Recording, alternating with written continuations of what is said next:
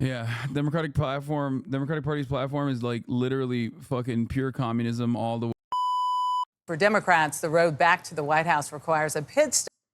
Can you wear normal size pants? Fuck no, dude. I love my big ass pants, dude. My parachute pants look sick. Quick Jason clip. Motherfucker, I don't know, bro. I'm just going with the flow. As you should be. Yes, sir. We got the stream going on. Hassan? Crippin'. I said Hassan. You look like Hassan. Kinda a little, nah. Bro, that's crazy. Nah. Kinda a little, nah. Nice to meet you, though. That motherfucker taking a... That's crazy. Stop in Chicago. Beginning Monday, the party holds its convention at the United Center where they will officially nominate Kamala Harris and Tim Walz to the presidential ticket. Organizers there have been busy preparing for thousands of delegates and politicians, as well as protesters. Ed O'Keefe is in Chicago. Ed, good morning. Michelle, great to see you. Chicago this coming week will host a political convention for the 26th time, more than any other American city. And while there are concerns about gridlock and protests, Democrats in this state are eager to help Vice President Harris make history. The stage is set, security is in place, and Chicago is bracing for the crowds. So is the city ready? Yes, we are ready. Mayor Brandon Johnson says he hopes his city can strike a balance. And so we're going to protect those individuals whose voices are being heard to make sure that they're safe. But we're also going to make sure that we have a vibrant, energetic, exciting convention that's going to launch, again, a history. This is the only reason why I don't know what will happen with the Palestinian protest, because like the mayor is pretty pro-Palestine. Maker into the White House. Will you be a part of the protest, or will you just be sucking off busy Lamna? Dude, if I see the protesters, I'm gonna kick them. That's my plan. My plan is, if I see protesters, I'm gonna be like, I'm talking, sweetie. Okay, I'm gonna talk to the protesters and be like, I guess it seems like you want Trump to win. I guess it seems like you want Trump to win, sweetie pie. Chat, is he for real? Oh, Jesus Christ, dude. Chatters are so broken. I will never. This is why I have so many fucking haters, dude. Like, in a lot of instances, obviously it's like hard to pick up on my sarcasm, but like I get it. Like, I know it's hard to pick up on sarcasm, but like there are certain things that I have done leading up to this very moment. Like, I didn't just appear on your screen devoid of context. You know what I mean? Like, I didn't just appear in front of you devoid of complete context. Like, you have to at least know a little bit about my background. Vice President Harris is set to arrive in Chicago Sunday night after a campaign bus tour across western Pennsylvania. She spent the last several days writing her speech. She'd already been writing one to accept her renomination as VP. Now she'll headline a convention originally intended to focus on President Biden. Joe Biden is really one of the great presidents. He's so handsome. He's such a handsome lad, dude. I love him. Big boy. Illinois Democratic Governor J.B. Pritzker agrees with polls showing Harris. JB, defend the Palestinian protesters, please. Don't hurt my soul like this. I can't.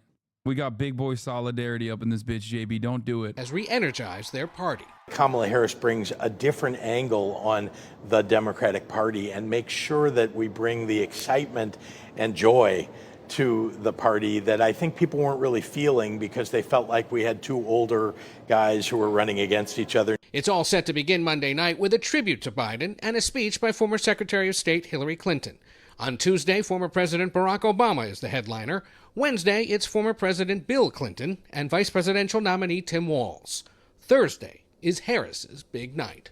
Harris has been working on that speech for weeks, expected to be working on it right up until she delivers it. It is, of course, the biggest moment of her political life. As for the Republicans, they are not taking a rest while Democrats meet here in a preview of the my favorite Sunday morning with that fucking classic like 80s filter. Goddamn, can we skip day one? Wait, why? Can they skip day one?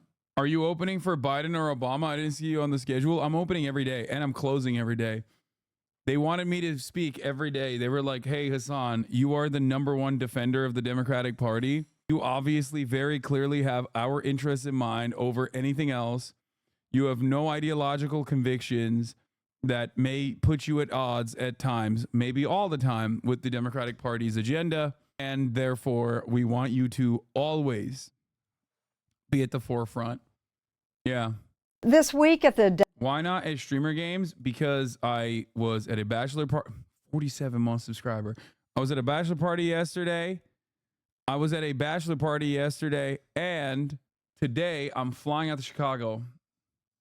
Democratic... to speak at the Democratic National Convention. President Kamala Harris will formally accept her party's nomination for president. The fact that her historic candidacy will be officially launched in Chicago has a special significance, as Robert Costa reports. Chicago. Perhaps no city has been more connected with the Democratic Party. And this week, Chicago will host its 12th Democratic Convention, nominating Vice President Kamala Harris and her running mate, Governor Tim Walz.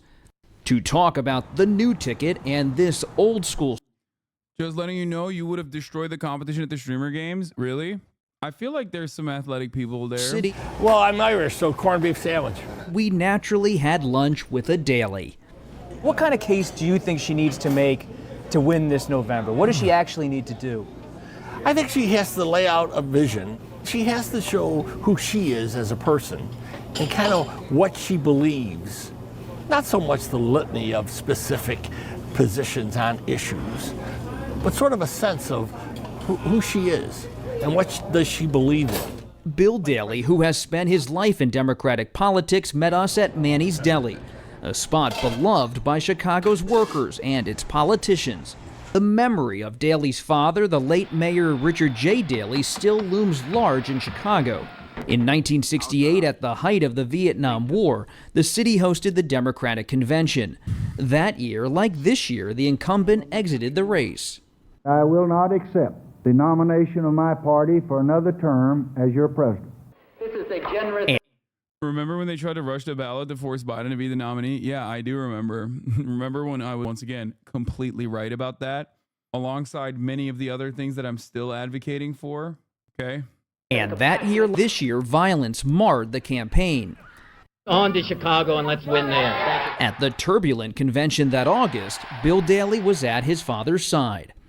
What was it like, though, to be inside the cauldron when it's boiling over? It was crazy. Outside the convention hall, there were bloody confrontations between police and anti-war protesters. Yeah, except back then, cops, this is their riot gear, bro. This was how the normal kitted out cops looked like when they were in riot gear, with batons and a helmet at most. Now, the average beat cop has more than this, okay? Especially when you factor in the riot gear. Holy fucking shit. Putting Mayor Daley in the spotlight. Ever have any regrets years later about how that all played out in '68? If he did, he didn't express them. Look at it, he didn't like it. He didn't like what happened. You know, he didn't like the rap to Chicago. But you know what? He didn't look back. This week, there are planned protests of the Biden-Harris administration's handling of Israel's war with Hamas. This city seems to have been bracing for protests. What do you expect on the streets? There'll be protests. There'll be a lot of protesters. I don't think they'll be out of hand. You know, it's not the 60s. The convention's key speaker on Monday night is President Biden. How are Democrats going to handle that, showing some respect for him, but also recognizing it's still the Harris Convention? I think there's going to be enormous emotional reaction to the president's being there. I think that place will be rocking. Harris will accept the nomination on Thursday, setting the stage for a showdown with former President Donald Trump. All of a sudden, the cards have all been reshuffled, where he's the older guy and she's the young new generation. And that's a pretty powerful message, too, just that alone. Many Democrats hope this crossroads will have echoes of another Chicago gathering, when in 2008, Barack Obama became the first Black American to win the White House, where Bill Daley later served as his chief of staff. It's been a long time coming, but tonight, because of what we did on this day, in this election, at this defining moment, change has come to America. He was totally different from anybody who had ever run for president. Everything about his candidacy was change. He just exuded change, difference. We love our country. For Harris, there might be a balancing act. She is at once new to many Americans, but already in power. But she is an incumbent vice president. Yeah, I know, but all due respect to vice presidents, they're really not known by the American people. The job itself kind of dictates you play second fiddle. Vice President Harris casting herself, it seems like the change candidate. Is that how you see it? Absolutely. It's just like Barack Obama did. Look at that artist, Shepard Fairey, who did the Obama Hope painting years ago. He just came out with a new one with Harris forward. Among Democrats, this excitement that absolutely. The thought of the first woman. I mean, even the fact that they're still going with fucking with Shepard Fairey with the same format, like that's not a good. That is. Oh my lord. Who knows? Awfully exciting. I have 3 granddaughters. They're incredibly excited. That excitement, Bill Daley cautions, will soon be tested by the reality of a brutal campaign. The Electoral College is very difficult for a Democrat. You almost have to. Welcome back to the Big Weekend Show. Upwards of 100K anti-Israel agitators expected to swarm Chicago during the DNC. Fox News is like, on the one hand, excited at the prospect of chaos unfolding at the DNC, but also have to be unconditionally loyal to the Israeli state. So they're in this like unique predicament where on the one hand, they're like, oh, it's sick that like there's a lot of chaos going on, but also simultaneously they're like, oh man, anti-Israel agitators. I mean, at least they didn't say pro-Hamas terror lovers or whatever, that are like the type of shit that you're going to hear from mainstream media. Oh God, I really hope that they don't fucking go this crazy on the type of shit that you are going to hear from definitely Fox News and most likely MSNBC and NBC and others as well, about like how Iran is paying these fucking Hamas loving, Jew hating jihadists. They are up. Bill Maher on the main, okay? The operating with Bill Maher attitudes. Here is Trump, by the way, this past weekend. This is what he said. We will deport the foreign jihad sympathizers, and we will deport them very quickly, and Hamas supporters will be gone.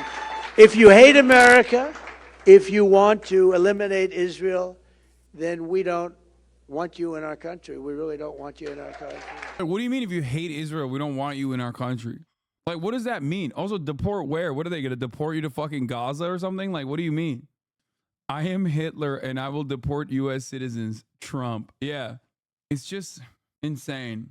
Fox News is going to post a clip of you walking downtown Chicago and say Hasanabi showing up to the DNC early to organize the protest. If Trump offered you back shots, would you do it? Like I get to fuck him in the butt. Possible suicide bomber sent by Hezbollah that prematurely detonated its explosives tonight in Tel Aviv may have been part of Hezbollah's response that went wrong. They have done this before. Dem staffers already trying to make her messaging worse. What is going to unfold in front of our eyes over the course of this upcoming week will be very telling for what remains of the election cycle. We got like 70, 79, 78 days remaining. You will have a DNC filled to the brim with Democratic Party officials, loyalists, talking about how great things are and how great things are going to be.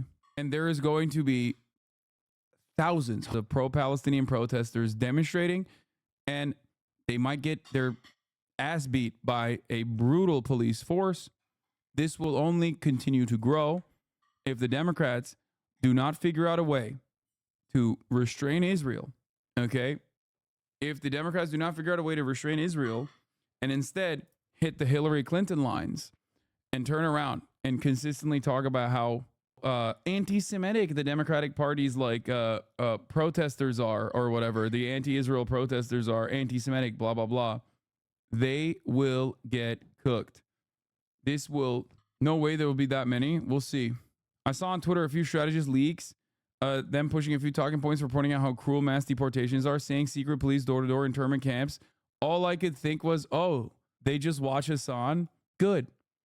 But if they watch me, they should also know that this is going to be a major problem. I've been literally fucking nonstop talking about this, okay? I've been talking about this non-fucking stop. It's not going to go away. They think, oh man, it's going to go away. It's going to go away. It's going to go away. We're going to be like super brutal. We're going to nip this shit in the bud. It's not going to go away. The more hostile the resistance to anti-genocide protests are, the more resilient the anti-genocide protesters will become. Okay? You do not want that to be the driving point of contention. I'm shocked they haven't hit on it yet. Like, why save it? Maybe bigger impact after Labor Day. I don't know. Same with Israel stuff. Why wait? How fucking insane is it that the Zionist platform is literally just, if you don't support this foreign country of which you have no connection to wholeheartedly, you will be fucking deported? Yeah. Are you a secret DNC operative? If I was a secret DNC operative, you would hear very different lines of communication and very different moves going forward in terms of America's foreign policy. If I was working for the fucking DNC, I would literally be every day getting candidates to be like, why the fuck are we giving unlimited genocide dollars to Israel? Why don't we just use that on our own fucking citizens? Why don't we use that to build roads? Why don't we use that to harden our infrastructure against climate change that is already gutting through all of these fucking red states that refuse to reckon with it? Okay? That refuse to recognize it completely. Why the fuck are we spending so much goddamn money on our military? Those guys don't want to fucking be there either. These are like young men and women. You already say that shit. I say that shit. I'm saying the Democrats would start saying that shit. I will ban refugee settlements. Use weapons on our citizens instead. Got it. Yeah. Omera brain. I said, why do we give all of our dollars to unlimited genocide instead of our own citizens, using it on our own citizens? American brain goes, oh, you mean there's only one speed. We just have guns and nothing else. From terror-infested areas like the Gaza Strip, and we will arrest the pro-Hamas thugs who vandalize federal property and make really life very, very difficult in this country for a lot of people. When I'm president. Anyway, that was one aspect of this that we didn't really, there's also this situation, which is like kind of lame overall. This isn't even that good. I feel like he used the post better. Are you still going to be working with Ryan Graham? Very excited for that. He's so uniquely positioned to give an advice on holding power to account. Yes. Thought for a sec, did he really pause for a long time after when I'm president before I realized you paused it? Yeah. Yeah. Democratic Party's platform is like literally fucking pure communism all the time, nonstop. Ceaseless communism. Communism will not halt. Okay? Communism only going forward. You already know, baby. Also, here's another fucking insane tweet from the psycho. If you're a woman, you can either vote for Trump or wait until one of these monsters goes after you or your daughter. Euro posting, Eurofascism, alive and well in the United States of America. Crazy shit for the president to be retruthing. Welcome back, Adolf Hitler. There you go. I know Euro racism when I see it, and that's an average fascist talking point in Spain. No, I know. All right, let's see. Let's see this chaotic scene of anti-Israel. Honestly, that's such a bad take, bro. No, the bad take is literally the two-parter debates that you try to do at the top of the hour, which will cause you to get a one-day ban. Okay? At the top of the hour, there's a 3-minute ad break. We have already punished double-parter baiters, and you are currently engaging. Halt! Cease your activities right now. Oh, no, I meant Trump's take. Oh, shit. You were literally about to get fucking banned. I'm going to give you a second off anyway. I still fired him. Okay, I still fired a 1-second ban. 1 second. Coming at me like that. He was innocent. That's why he got 1 second only. That's a near miss. He almost got a day off, dude. Stop. You violated the law. At the top of the hour, there's still a 3-minute ad break. If you no longer want to see those ads, all you need to do is subscribe, which you can do for $5 or $6, sorry, or for free with a Twitch Prime by connecting your Amazon Prime account to your Twitch account. You can get gifted a sub if you're lucky as well. Here's the 3-minute ad break now. Protests in New York City this week is nothing compared to what is expected in Chicago for the Democrat National Convention, when upwards of 100,000 agitators. Qatari Cat, thank you for the 100 gifted subs, dude. Cutter is crazy, dude. We got the Qatari Dancer, we got Qatari Cat, we got the emissaries in the building. My Oilers are direct Oilers. Are set to descend on the Windy City. Fox News correspondent Mike Tobin is live in Chicago tonight. Hey, Mike. Hey, Griff, with memories of 1968, Chicago is now holding its collective breath, hoping to Spittin' Nichols, thank you for the 5 gifted subs. Get through this convention peacefully. The pro-Palestinian coalition to march on the DNC is expected to be the largest group that will show up protesting at the convention. Members of that group don't like President Biden. They call him Genocide Joe. They don't like Vice President Harris. They call her Killer Kamala. The group opposes U.S. funding of the Israeli Defense Forces. They got some wins in recent days. They won the right to march within sight and sound of the convention. And just yesterday, under pressure from the protest group, the city agreed they could set up a stage and loudspeakers at Union Park where their march will begin and end. In nervous anticipation, businesses in the West Loop or near the convention center have been boarding up. One business owner tells us he was looted during the George Floyd riots, then looted again. And he says the city is not communicating with him enough to make him feel confident. So the boards went up out of an abundance of caution. Customers and customers' employers have told them to stay home for the entire week. So we felt since they were concerned about the safety of their people, we should be concerned about our safety. Police officers are being pulled into service from all over the state of Illinois, even Milwaukee, Wisconsin. Each of the officers has to undergo 12 hours of crowd control training. The head of the police union here in Chicago tells me that this convention is going to draw manpower away from other parts of the city. The criminals are going to know that, and they're going to exploit it. Griff, back to you. So here's a question many are wondering about. Will Harris's wild policy flip-flops already being sent selfies from friends with AOC? Chicago's on fire, baby. Yeah, people have already started storming the streets of Chicago. A lot of Democrats are already there. Uncle Jank is there. I'll be there later today. You already know, baby. All right. Will you be doing content with PFT commenter while in Chicago? Is he going to be in Chi-Town? Is he going to be in Chi-City? I will do content with anybody and everybody, okay? But probably I will end up doing content with nobody because I will be doing content for you. I only serve one master, and that is my community. To be acknowledged at the DNC convention next week. First, there's her stance on fracking. She made this promise when she ran for president in 2019. There's no question I'm in favor of banning fracking. Now, according to her campaign, she doesn't support a total ban on fracking. Then there's Kamala's vow to let illegal immigrants run free 5 years ago. I want to know, when you become president, would you be committing to close immigration detention centers? Absolutely, on day one. On day one. Fast forward to 2024, her campaign says she promises to, quote, go tough on border security. And what about her push for single-payer health care? This was in 2019. Who here would abolish their private health insurance in favor of a government-run plan? All right. This week, a Harris staffer told CBS News that she would not push a single-payer system. And there's her gun buyback backtrack. 5 years ago, she said she wanted the government to confiscate guns. We have to have a buyback program, and I support a mandatory buyback program. But it's a different... I hate a lot of this stuff because it's like, it's all the cool shit that she like obviously didn't have any loyalty towards, but like just simply was running on, that she now simply does not run on, which I think she should. Like, can you imagine? Oh, God, the main point of contention being that, like, Kamala Harris wants to give everyone health care. Can you imagine that would be, like, the major talking point from the Republicans being, like, Kamala Harris wants to give everyone health care? Oh, that's so sick. Just, like, having that skill set would be enough. All right, let's skip this. Tonight, Chicago's guard is already up. Calling him Giannis proves you're a fake fan. Giannis, my bad, bro. Listen, he's Greek, okay? The Turkish jumps out sometimes. I apologize. It's just like he should have come to Turkey instead. Fencing lining the streets, roads closed off to vehicles. A large protective zone built around the United Center, where Vice President Harris is set to accept the Democratic nomination for president. And just like at the Republican convention in Milwaukee, Secret Service responsible for everything inside that hardened perimeter. Local police taking the lead for nearly everything else. Is the Chicago Police Department ready for the DNC? I've said it for a while. The Chicago Police Department is ready. Chicago's top cop says there are no specific incredible threats, but to expect a heavy police presence throughout the city. It's a huge project, but the Chicago Police Department and the city as a whole is used to working towards something this large. Looming over the convention is the promise of large-scale protests just blocks from the United Center.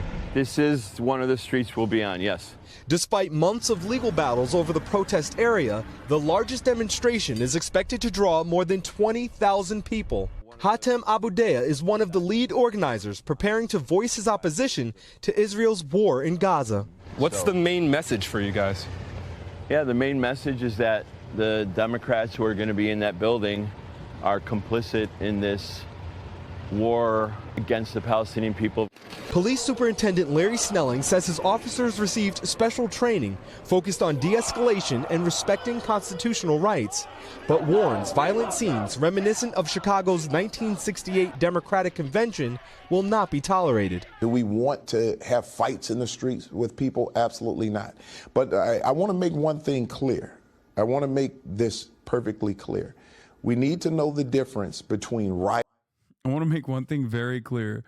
If you say mean things about our greatest ally, the most moral democracy on earth, Israel, I will shoot you in the head with a less than lethal round, but I will still shoot you directly in the head.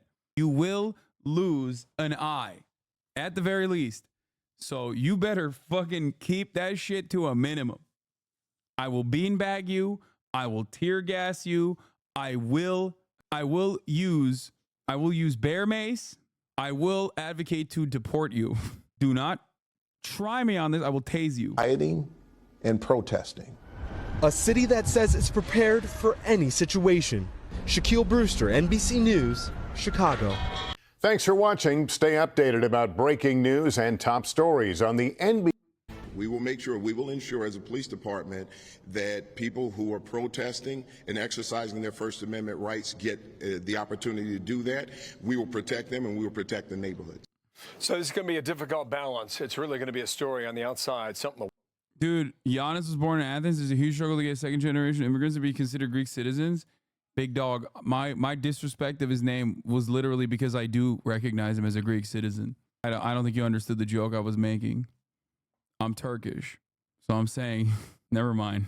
Watch, and we'll see what happens with the delegates on the inside, whether or not some of them join the voices that will be on the streets of Chicago. There are huge protests planned for this city. There are hundreds of officers from outside agencies that will join Chicago police in the streets. They got protective gates set up around critical buildings, business owners boarding up storefronts in the area. Gary McCarthy is the former Chicago police superintendent. He left that position in 2015, and 9 years later, he is here to see how his city does. And Gary, good morning to you. Good morning, Bill. The protest groups are coming in from all over. It seems that Giannis Joker or Luka Joker. They do have a common theme, and that is they're against this war in Gaza as it continues. It's an amazing thing, What by a the way. question, You see dude. at Get a out of public here. convention, a political convention, I should say, here in Chicago, and you have two significant wars. You can tell this guy is still a cop. Look at the way he is, bro. You can't get him out of being a cop, bro. Look at him. Could go sideways at any moment. How is the city getting ready to allow the permitting for the protesters, but also control them so they don't take things over? I really like the way you phrased that, because during the NATO summit, a woman asked me if we were going to use tear gas to control the crowd.